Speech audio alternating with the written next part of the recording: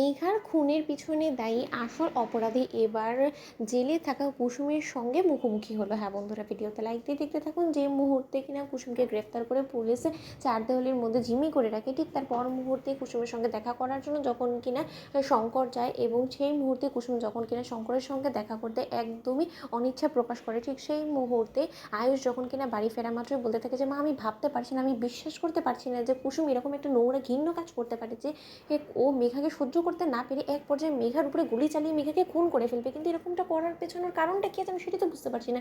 ঠিক সেই মুহূর্তে মীনাক্ষী যখন কিনা বলতে থাকে যে তুই এখনো বুঝতে পারছিস না এই সমস্ত কিছু ওই মেয়েটা করেছে শুধুমাত্র হিংসের জেরে, ও জ্বলে পুড়ে ছারখার হয়ে যাচ্ছিল। তুই জানিস একটা জিনিস, যবে থেকে ও শুনেছে যে মেঘার সঙ্গে তোর বিয়ে হতে চলেছে তবে থেকে ও কোনো মতেই জিনিসটা হজম করতে পারছিল না। আয়ুষ এই জিনিসটা আমি বারবার করে দিদির কানে পৌঁছানোর ব্যবস্থা করেছিলাম, কিন্তু দিদি কোনো মতে আমার কোনো কথা পাত্তা দেয়নি। এবার নিশ্চয়ই দিদি তুমি বুঝতে পারছো যে ও রীতিমতো চাইছিল না কোনোভাবে যে মেঘা আয়ুষের স্ত্রী হয়ে আসুক, কারণ ও তো মনে মনে আয়ুষকে চায়, এবং সেই প্রথম দিন থেকে আমি জিনিসটা লক্ষ্য করছি যে ও আয়ুষকে ভালোবেসে ফেলেছে, ও আয়ুষকে নিজের স্বামী বলে মানে। এবং সেদিন যখন কিনা ওদের ফটোশ্যুটটা হয়েছিল, সেদিন যখন কিনা ওদের বিয়ের পিড়িতে একসঙ্গে ওদের বিয়ে হয়েছিল, এবং তারপর মুহূর্ত থেকেই ও নিজেকে আয়ুষের স্ত্রী বলে দাবি করে, এবং ও লুকিয়ে লুকিয়ে সিঁদুরও পড়তো স্মৃতিতে। তুমি জানো এই সমস্ত কিছু প্রমাণ আমি তোমাকে দিতে পারবো, তুমি এক্ষুনি আমার সঙ্গে চলো কুসুমের ঘরে, সেখানে গিয়ে আমি ওর মায়ের ছবির পেছনেই ওই সিঁদুর কৌটোটা রাখা আছে, ও লুকিয়ে লুকিয়ে রোজ পড়ে, সেটা আমি দেখেছি তো দিদি। আমি বারবার করে তোমাকে বলছি এই সমস্ত কিছুর জেরেই ও রীতিমতো মেঘাকে খুন করেছে। অন্যদিকে আয়ুষ যখন কিনা বলতে থাকি যে হায় ভগবান, এরকম একটা দিনও যে আমাকে দেখতে হবে, সেটা যদি আমি জানতাম তাহলে তো কোনো দিনও আমি কুসুমকে আমার নিজের ভালো বন্ধু বলে ভাবতাম না।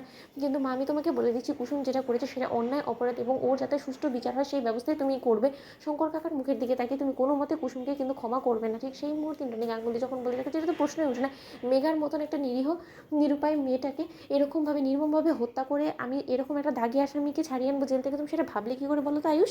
কোনোভাবেই না। কুসুমের সুষ্ঠু বিচার হবেই, সেটা তুমি দেখে নিও। মেঘা অবশ্যই নিজের মৃত্যুর পেছনে যে অপরাধী আছে তার বিচার পাবে। ঠিক সেই মুহূর্তে যখন কিনা কুসুমের সঙ্গে দেখা করার জন্য সেখানে দেবলীনা ছুটে যায়, এবং দেবলীনা যখন কিনা বলতে থাকে যে কুসুম সরকার গাঙ্গুলি পরিবারের রক্ষা কবচ, এবার তুমি কী করবে, কী করে তুমি গাঙ্গুলি পরিবারকে রক্ষা করবে বলো তো?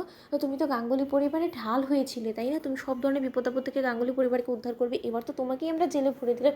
এবং আমার বড্ড বেশি আফসোস হচ্ছে যে বিনা কোনো রকম কোনো অপরাধ করে তুমি রীতিমতো হাজতবাস করছো, জানো তো? ঠিক সেই মুহূর্তে কুসুম বলতে থাকে যে তার মানে? ঠিক সেই মুহূর্তে দেবলীনা বলতে থাকে যে সেই মুহূর্তে তো তুমি সত্যকার অর্থেই সত্য বলছিলে, কিন্তু দেখো আয়ুষ বেচারা কোনো মতে তোমার কথা বিশ্বাস করেনি, ও সেটাই বিশ্বাস করেছে যেটা ও স্বচক্ষে দেখেছে বাস্তবে। তো আমি জানালার বাইরে থেকে মেঘার উপরে গুলিটা চালিয়েছিলাম, এবং যাকে কিনা তোমরা মৃত বলে ভাবছো সে তো এখনো পর্যন্ত জীবিত আছে, এবং সে আত্মগোপনে রয়েছে, যাতে কিনা তোমার বিচার হয়, এবং তোমার সুষ্ঠু বিচারটা তো স্বয়ং আয়ুষ্মান গাঙ্গুলিও চাই, এবং সেই সমস্ত কিছু তো হতেই হবে, নয়তো আমি আমার কাজে সাকসেসফুল কী করে হবো বলো তো? তো বন্ধুরা, লাইক আমি শেয়ার করে সাবস্ক্রাইব করতে ভুলো না।